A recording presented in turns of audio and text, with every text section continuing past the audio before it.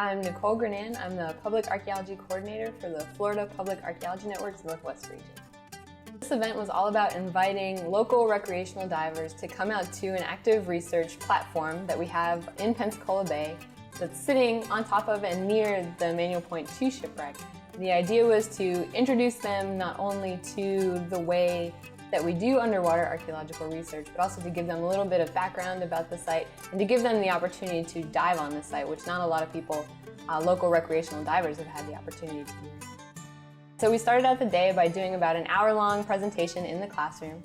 We started out by giving a little bit of background and context about the expedition that came here in 1559 to settle what would someday become Pensacola. Ill-fated mission, unfortunately.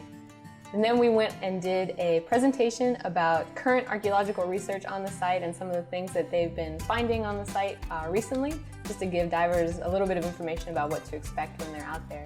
And then we did a dive safety brief before we headed out to the site. So what we did for the day was we actually brought divers out on UWF boats, brought their gear out there. We had tanks for them when they got to the site. And from there, we dove off of the research platform that's out there. It's kind of a large floating platform, can fit about 20 people. Well, there's nothing more exciting than having the opportunity to dive on a shipwreck from 1559, which is the second oldest shipwreck in what is now the United States. So that's an amazing opportunity, but it's not what a lot of people think. When people hear of a Spanish galleon on the bottom of the ocean, they think, you know, kind of a Disney-fied image of a shipwreck. But what it's actually like is mostly buried under the water. A lot of what we see on the surface is mostly just ballast stone. And like I mentioned before, the visibility is often very poor. You're only seeing maybe 6 inches in front of your face when you're down there. Most of the larger artifacts, when we collect them, we're actually pulling them straight out of the excavation units. We see them there, we plot them onto a map and record their location, and then we hand collect them. A lot of the smaller artifacts are picked up through our induction dredges, and those are kind of like glorified underwater vacuums.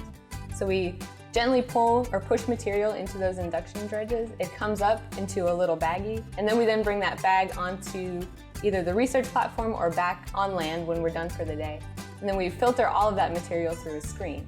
And that allows us to catch the really small things that we would never be able to see while we're in the water. So the public day was a really interesting test for us. We thought that by bringing people out there, they would want to participate only because they got to essentially touch and be near a shipwreck from 1559, which is not something that a lot of people can say. But what we learned after we conducted the program was that people enjoyed it mostly for the educational aspects, and that's really what we as archaeologists wanted them to get out of it.